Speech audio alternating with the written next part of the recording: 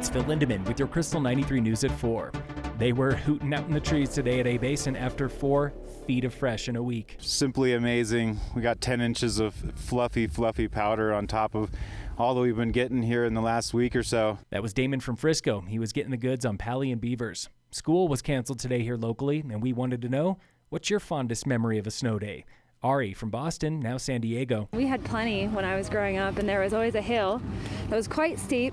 There was a big chain link fence at the bottom, so you got really good at catching some real speed and then rolling off real quick so it doesn't end too badly for you. Will is in town from Florida, where just this year kids got a snow day. They got 10 inches of snow in the panhandle of Florida, so there is snow in Florida, but not too frequently. Minnesota native Eric remembers snow day donuts. When we were 16, we'd take our cars out on the icy roads, snow days, do some 360s, and it was a blast, man. Seth from Loveland drove up early this morning, and he barely made it. We hit this rivet of ice and turned probably about 30, 45 degrees sideways, and thankfully corrected correctly. State road authorities say patience, planning, and extra time will be needed this weekend on the Mountain Corridor and US 40 Berthoud Pass. CDOT predicts up to 6,500 vehicles every hour heading westbound today, double the usual volume.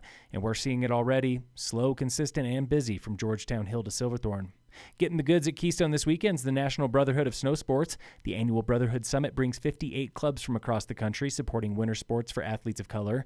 Skiers and riders, they're coming from Albany, Newark, Atlanta, Pasadena, and all across the Midwest.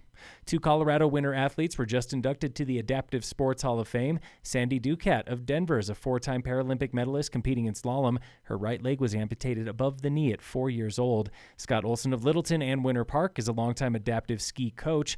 He especially loves the Hartford Ski Spectacular in Breck, where he's coached hundreds of former and active military. Local avalanche danger is considerable today at most elevations in Summit and the Vail area. Backcountry travelers report at least 23 slides in our area since last Friday, mostly on north through southeast aspects at and above treeline. Check the forecast daily before you head out of bounds, avalanche.state.co.us, or with the free CAIC app. In local entertainment news, screening this weekend at the Eclipse in Breck are 3 programs, Oscar-nominated short films, live and animated, and the Best Picture nominee, Nickel Boys. See breckfilm.org for showtimes. In sports, World Cup men are racing downhill tomorrow in Switzerland. Ryan Cochran-Siegel was top 5 at training this week. Women are racing slalom in Italy. And in local sports, tonight in Breck, the Breckenridge Vipers open a weekend set with the Steamboat Vigilantes. Puck drop is 7:30 at Stephen C. West Ice Arena. And Summit High girls basketball, they're going to the state tournament. Brackets unveiled tomorrow, but it could be an uphill battle. 2 losses in recent days give the Lady Tigers a lower seed. Phil Lindemann, Krystal 93 News.